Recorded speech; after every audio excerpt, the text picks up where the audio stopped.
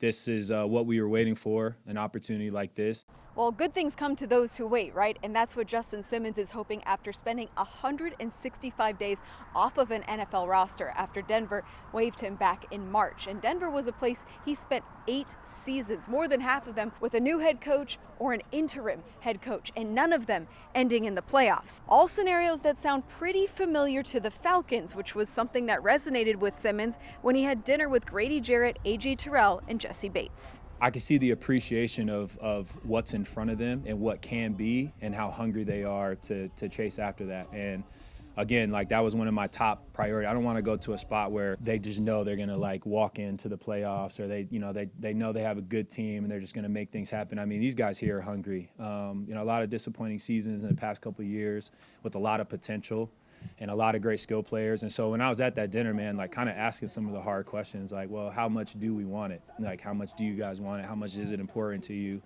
And Grady pretty much set the tone right from there.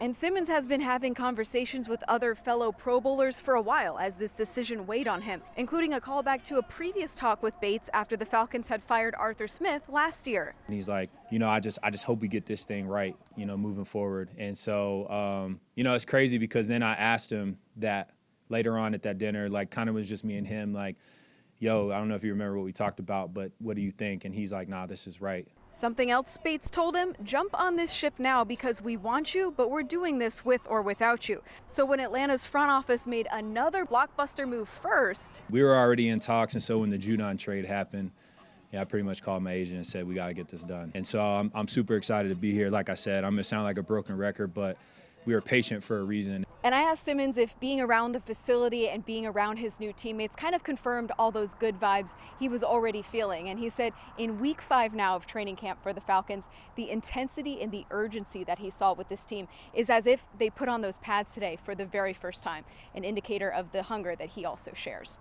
In Flowery Branch, Kelly Price, Fox 5 Sports.